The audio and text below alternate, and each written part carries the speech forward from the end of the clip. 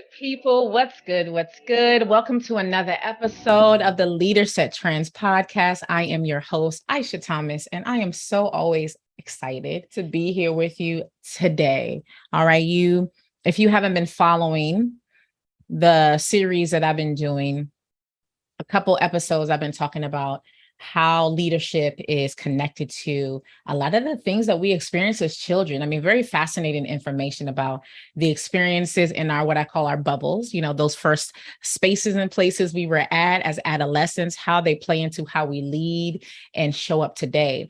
And even for those aspiring leaders out there, this information is so powerful. Why? It's because this is the information you need as you're entering into a leadership role or transitioning to their leadership role.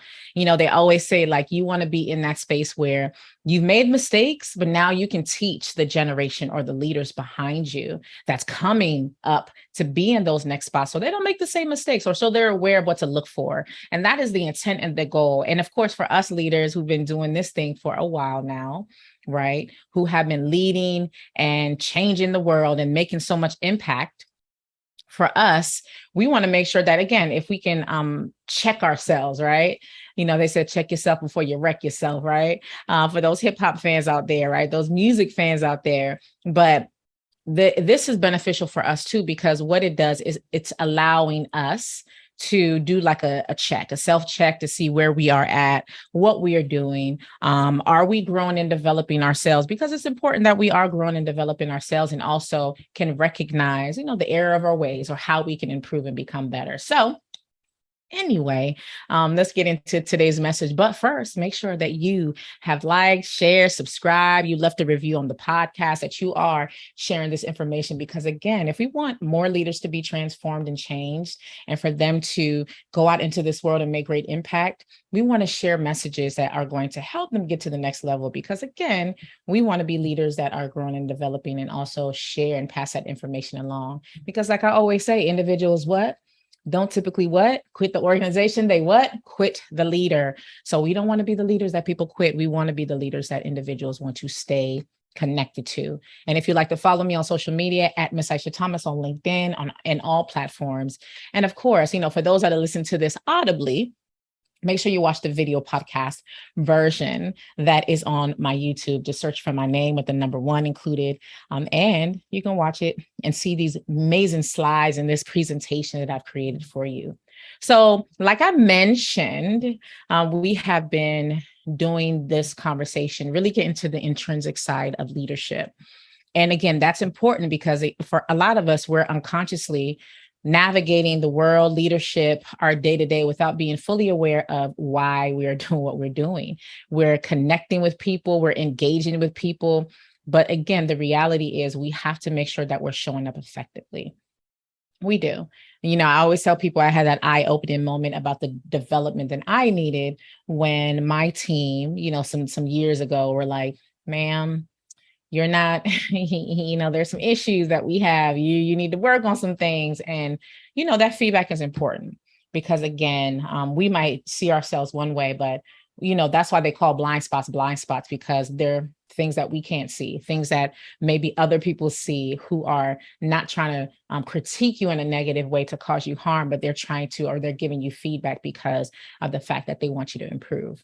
All right. So let's do a recap on what we talked about last week. And I think that's important, because as we roll into this next topic, which I really feel is aligned to this intrinsic, I talked about being a secure leader, how we can be a secure leader, how we can create secure teams, and really be able to be individuals who can create that trust within our organization. But in order to do that, in order for us to be those leaders that people trust, people really want to be connected with, it's important that for us, that we have an understanding of how we show up. So we're going to talk about this on the side of emotions. As an emotional intelligence practitioner, that piece is highly important. We need to understand why we show up, why we do what we do. We need to understand so many different things about, us and how our intrinsic wiring, how it affects how we show up with our teams and everywhere else that we touch as leaders. So the emotional leader is what we're going to be focusing on, right? And you might be already like, what emotional? Like, I don't even think I would want somebody like that on my team. But the reality is, like I always tell when I do trainings, coaching, I always tell individuals that we are all emotional. The question is, are the emotions driving you? Or are you driving the emotion? That is the question. All right. So let's look into and let's do a small recap of what we talked about last week. So last week we talked about the main attachment style, the secure, avoidant, anxious, and disorganized. And the reason why this is important is because if we're not living in that secure space of leadership, just imagine how that shows up in the world and how that shows up in the different spaces and places that we touch. So yes, good with intimacy. So yes, we automatically might think intimacy from a romantic standpoint, but when I say intimacy, I'm specifically talking about that level of connection that we should be making with our teams. That piece is extremely important. We want to be able to connect with our teams. We want to be able to connect in a professional way, in a very professional way. So we are reaching and connecting with them, because the reality is we want to be able to reach and connect with them just for a variety of reasons, right? We spend more time with some of our team members than we do with our own families. That's like our second family. So it's going to be important that we are building that level of connection with them. So that secure leader is, they're good with intimacy. They're good with those connections, right? They are very good with those connections.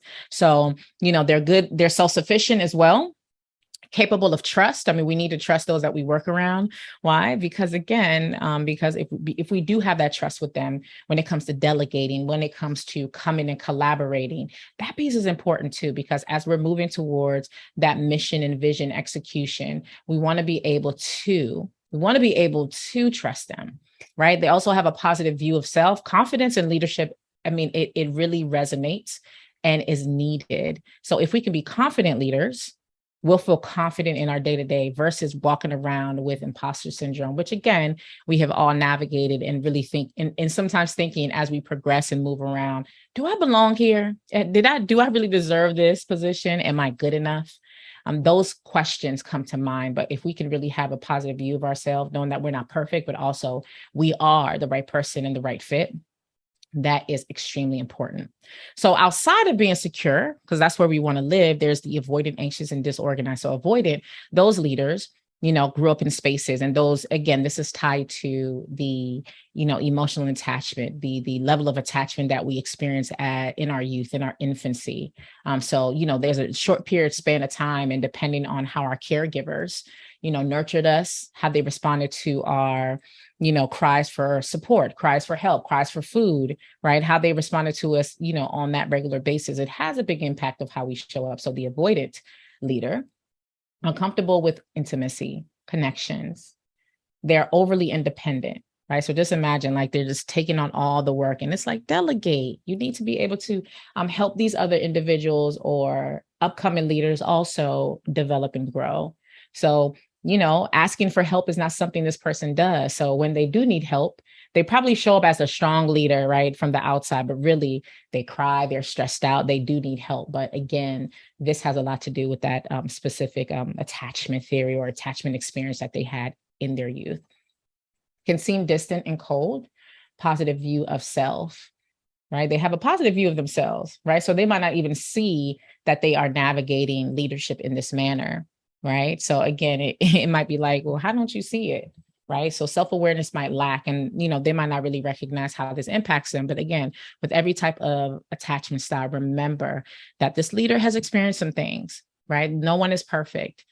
And the beautiful thing is everyone has an opportunity to grow and develop and get on the other side of that. Next one is the anxious leader.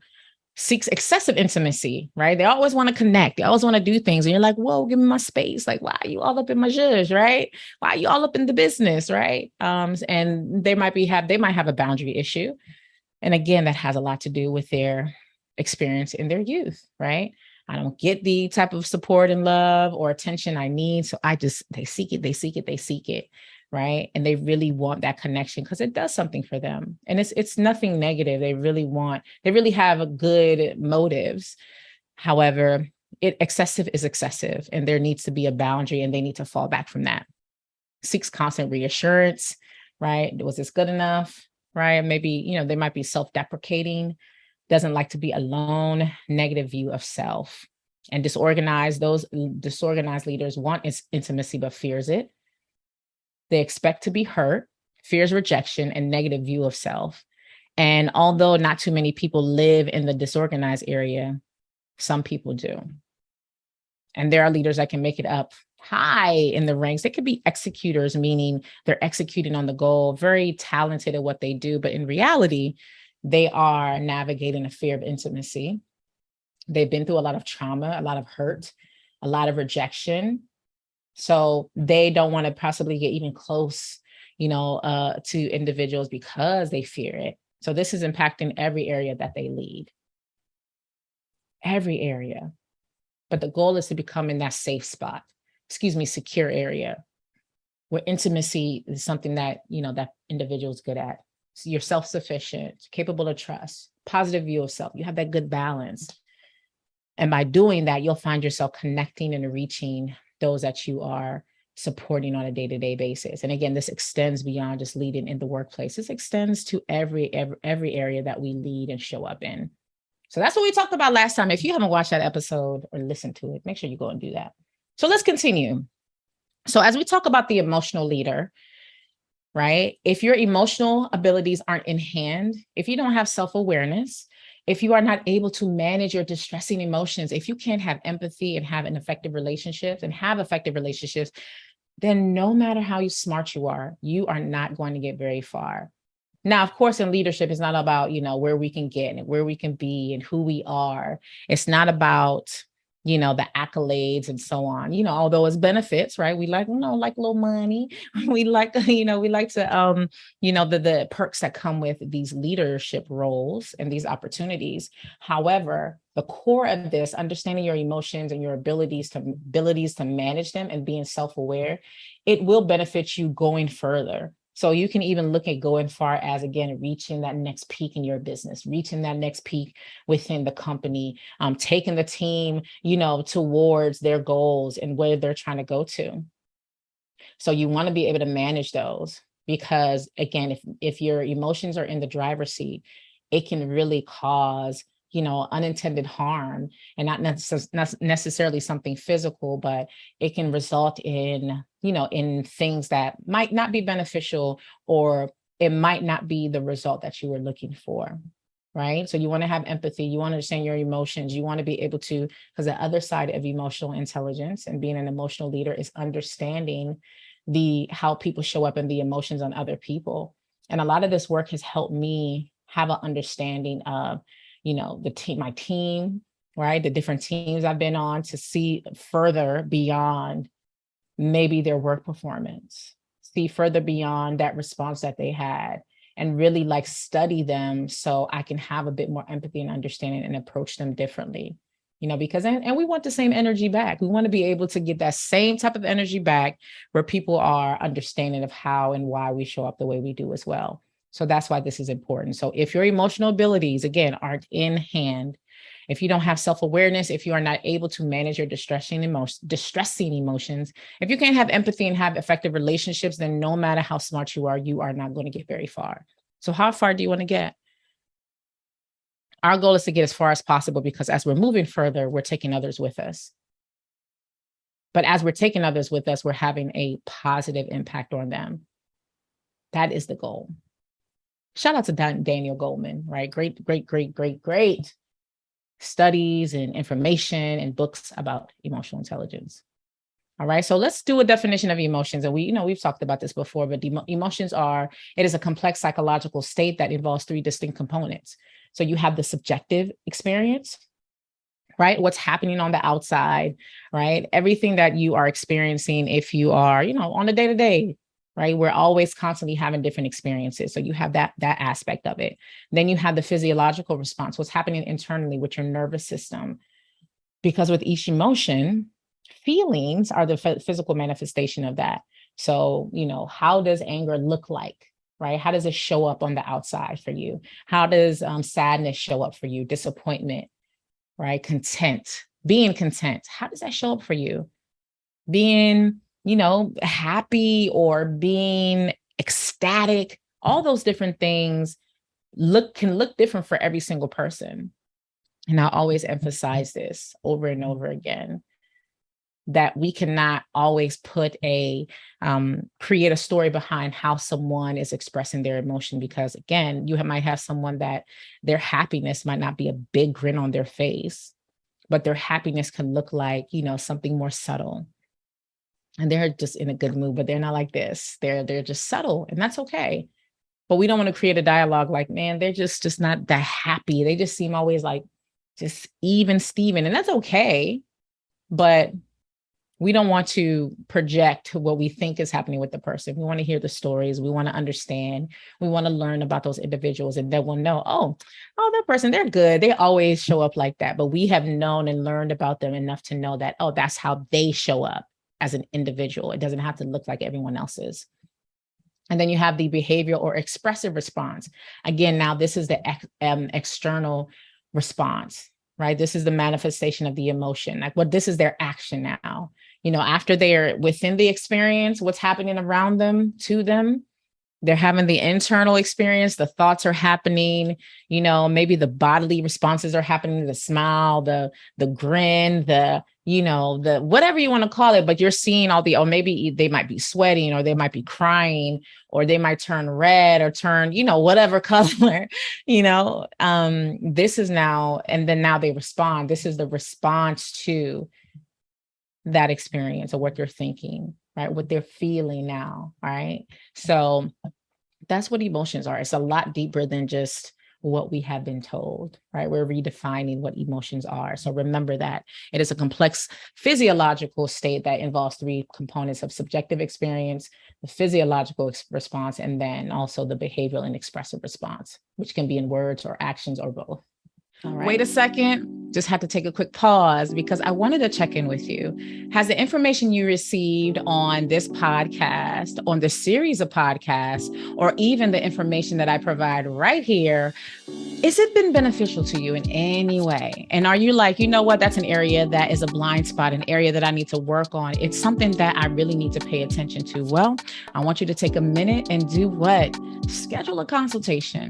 Let's get you to that next level, because as leaders, the more growth and development that we invest within ourselves, it reaps benefits within our teams, within our organization, and ultimately is going to support that big mission that we have. Because remember, like I always say, individuals don't typically quit the organization. They typically quit the leader. They typically quit the culture.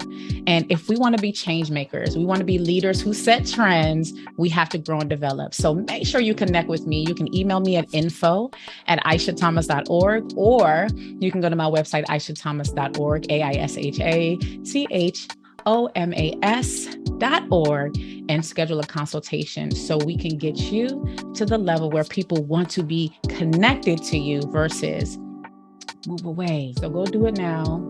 Don't wait any longer. Schedule that consultation now. Talk to you soon. So let's look at some stats. Right. So, a lot of us are navigating work-life balance. A lot of us are navigating, COVID and all these different things that we've experienced. But how has that impacted you? So 66% of full-time employees in America do not have a work-life balance. That's a lot, right? And of course, when studies happen, it's a certain volume of individuals that do it. So, but the reality, a lot of people don't have that balance or that rhythm. Again, I always talk about rhythm. Shout out to Coach Kendall Ficklin. 60% blame their bosses for work-life imbalance, right? Blame it on their bosses. But in reality, I said this before when I did a training, that we have a certain level of control. No one can pressure us into these things. So we can truly say, if I see an imbalance, let me make some adjustments, right? Even if it requires a transition, or, a transition might not necessarily be leaving the organization, but it might be just looking at your schedule. It might be going to another department. It might be aligning yourself to the right space and place that kind of fits more of your talents and your gifts, or what you're looking for as far as a balance, right? So less than 12 hours, Americans spend less than 12 hours on leisure and personal care, right? Less than 12 hours a week, on leisure or personal care. Right. I've definitely aimed to improve that number for myself. And it's really reaped a lot of benefits. to have more of that me time or more fun time and more time to really just experience joy. They said men spend more time on work and work related activities than women. So even demographically, right, there might be certain populations that do less, work life rhythm than others. And it could be a multitude of intrinsic things that you might not know the story behind that person, why they quote unquote grind or work as hard as they do. And that's why it's important for us to learn these things as we are growing and developing as leaders. Like, why is someone so always working? Like, why they never take the day off? I urge my team, like, take those days off. I don't, my goal is to, hey, you need your time off. I want you to take your time off because they work very, very hard. So this is how, some people and individuals are navigating their day to day. And us leaders need to know this. We need to know this so we can support those individuals effectively. So where do you land in these areas? Really think about that. When you think about your team, who can you think of that stands out in this area? Have you reviewed their leave recently? And you're like, you know what, let's have an off day, or you go ahead, head out. And some people really do feel guilty about taking the day off, but we need it. You know what else we need? I need you to like, share, subscribe. Make sure that you have left some type of comment or a review. That's important. All right, let's keep going. I just had to throw that out there. So let's continue. Let's continue to move forward now. As we continue to explore this, what are some sources of emotional burnout? And the reason why this is, to me, is connected to those attachment styles, because again, even though as leaders that have grown, developed, even as leaders who have, done a lot of work on ourselves, it is easy for our emotions to go back into the driver's seat, and we can get burnt out as well, or our team members can. And depending on how they respond might be related to, okay, some of the residue of those attachment styles. Or maybe, because of a multitude of different things, but we want to again, that security and that confidence, right, that we're looking for. We need to also really pay attention to what we're doing on a day-to-day, on a week-to-week, month-by-month. That could be a source to the burnout that we are seeing or experiencing ourselves. So some of the questions that, I have had a group of individuals reflect on that I want you to is, why do I do so much? Where did that come from? Where did this idea that you have to do everything, be everything, show up for everything, where did that come from? And it might not even be everything, but it might be, at least 5 days a week of stuff, or at least 4 days a week. It's just a constant, taking on different things. Why is that? How does it make you feel when you say no? How does it make you feel when you put it down? Where is the source of that?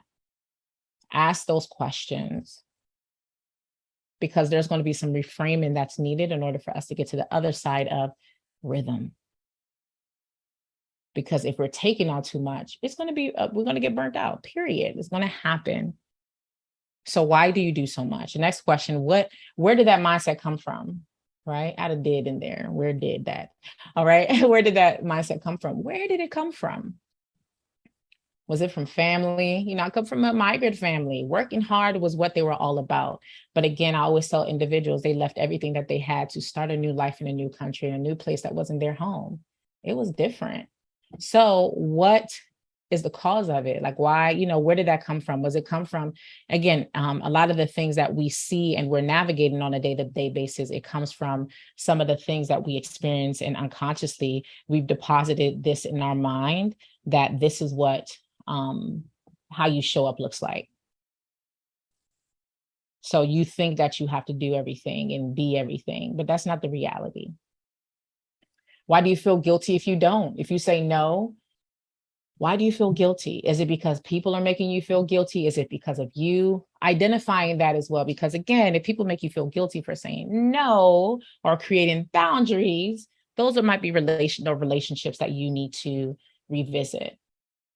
Should I continue on with this group of friends or group of colleagues, right? Or is there a conversation we need to have about burnout and rhythm and finding and creating a culture of rhythm? Is it a people-pleasing behavior? Is that why you do it? because you don't think that they'll like you, or because, the relationships mean so much to you, which is a great thing. But again, if you have those awesome relationships, you can have those conversations if you say no, or you can say no and they can understand, you know what, I can't because of X, Y, and Z. Is it because I have a survivor and not a living mindset? And I talk about this a lot because a lot of people have been through a lot of things financially.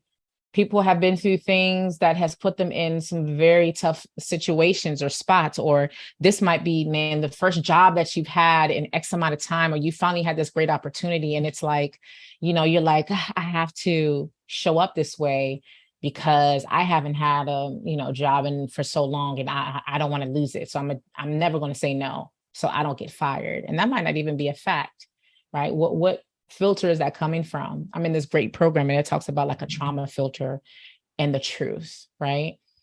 So some of us are making decisions based off of this filter we've created that doesn't have truth in it. It's just from that fear, from those experiences that we've been through.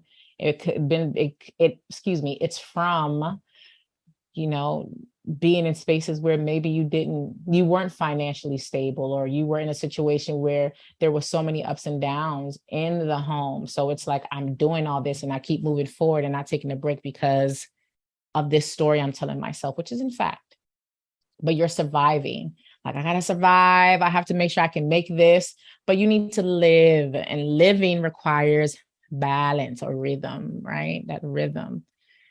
What is the root that has developed this fruit? Like I've been saying, the why behind it. What is the what? Is it a fact? How can you make adjustment? And what are you trying to prove? Are you trying to prove something to someone? Are you trying to protect something, hide something, or defend something? What is the source? And where did it come from? What is the root to it? And asking these questions are going to allow you to understand why you push yourself so much, why you do all those things that you do. Create boundaries even for yourself. And it's going to be awkward in the beginning. It's going to be like, this is weird because you're used to always achieving, accomplishing. But there has to be a point where you pause and just rest. Yes, it's okay to rest. Resting is a part of the grind, right? They always say, like, don't move on an empty tank, or that's true. We're pouring out, but we're not pouring in. We have to pour back in so we can continue to pour out. So we can have that, like, nice flow going, right? A rhythm. So what is your source? And what is the source of it? What is that source? So how can we normalize emotions? One of the big things I always talk about is self-reflection, but normalizing emotions, normalizing these thoughts are so important. We have this idea that emotions are bad, and, you have all kinds of perspectives about things, but the reality is that it is so much more to what you think, right? So are you afraid of conflict? Why am I afraid of it? Again, these are more why questions. What makes me uncomfortable about sharing how I feel, right? Or saying, you know what, I don't really feel that great. I need some time off. And that's okay. And yes, we want to navigate a world that might find it taboo, but it's not about them. It's about the reality and the truth that you have learned so you can support yourself more. How does not being able to share your emotions affect you mentally, emotionally, spiritually? Holding things in, for me, holding things in it's literally like physically, I can feel it. It's like I feel so tense, so stressed, anxiety, but once I can get it out, have a conversation, resolve it, even though resolution might not be necessarily in my favor, right? But it might be in the right favor of how things have to proceed. But how does it affect you? How has a lack of emotional boundaries affected you? What did you learn about healthy communication? Is how I communicate healthy? Because on the other side of this, by us creating this rhythm, right, reducing this burnout, we too have to communicate it, communicate the boundaries, communicate whatever's necessary so we can bound. Again, we don't want to live in like a, man-made cell, right? But we want to be able to have it. I love the example I've gotten. I forgot who I got this to. It's like, you don't want to like literally build like a cage around you, but it's like, having an alarm system, like having some zones, like, okay, you can cross that, right? Just, I turn my alarm on at certain times of the day. right? And I can turn it right off and still walk out the door and not worry about it going off. Like there's certain, again, boundaries that you can create that doesn't turn into like a wall that you have all around you and no one can access. And am I emotionally driven? Again, is your emotions driving you or are you driving the emotions? Because if we let our emotions drive us, my goodness, the decisions we're making, the interactions we're having, they're not going to be as fruitful as we would like it to be. So really consider, are your emotions driving or are you driving? These are some things I really want us to think about, leaders. So many good questions to reflect on. So many things to consider when you're thinking about your team members. And I really want you all to take time. I really want you all to take time to identify these areas. It's so important that you are doing that. So important. You know, again, we want to normalize emotions. We want to understand that there is a benefit in being emotional, right? But again, well, let me say that another way. It's a benefit being emotional. It's a benefit in being emotionally intelligent, right? And understanding what they are, the different variations of emotions, and really managing them and understanding it from the perspective of empathy and understanding of others, where now you can now create a culture of understanding the importance and the value of emotional intelligence. That's extremely important. So as you reflect on those questions, as you think about it, please message me. I would love to see what your responses are, because the goal is for us to be those leaders that can truly make that positive impact, change cultures, and to continue to grow and develop individually. All right. So make sure you guys stay tuned for the next episode. I'm going to have a special guest on. I'm really excited, right? A special guest for you guys to check out. Great conversation that we had that's related to self-awareness, because a lot of the conversation that we're talking about now is about becoming more self-aware as leaders, because the more self-aware we are, we'll know how we show up, blind spots, areas we can grow and develop, our talents and gifts, areas we can maximize on and utilize for us to get the results we're looking like. So it's not all about, okay, blind spots, all the what you want to call negative, right? And again, these aren't negative things. These are things that are just helping us become more aware and helping us know where we need to grow in the areas we need to grow in. But on the flip side, this also helps us show up more effectively. We also have talent and gifts and things that we too need to be aware of, because by understanding that, that is going to allow us to maximize in those gifts and talents. And also now that we know ourselves, now I can really see and support others. Because again, even on the other side, for some of us, we're so focused on others instead of ourselves. All right. So I hope you enjoyed it. Make sure that, again, you let me know you enjoyed it. Share this to another leader that might see a benefit in this, right? Like, share, and subscribe. Make sure you, again, audio folks, listen closely. Come here. Make sure you watch the video version of this so you can see, like I said, this great presentation. And as always, if you need a support, if you need to connect with me, I'm on all social media platforms at Miss Aisha Thomas, at Miss Aisha Thomas. You should see it, pop up. And in addition to that, if you are interested in consulting for your staff, because again, emotional management is something needed in this season. I always talk about COVID and how it just really ripped the veil and allowed us to understand, okay, as far as development, we need to understand what's happening intrinsically as well. So big kudos to those organizations that are doing that. And as always, what do I say? Individuals don't typically quit the organization. They typically quit the leader. Let's change that. Let's be those leaders who set trends. I'll see you guys next time. Ta-ta.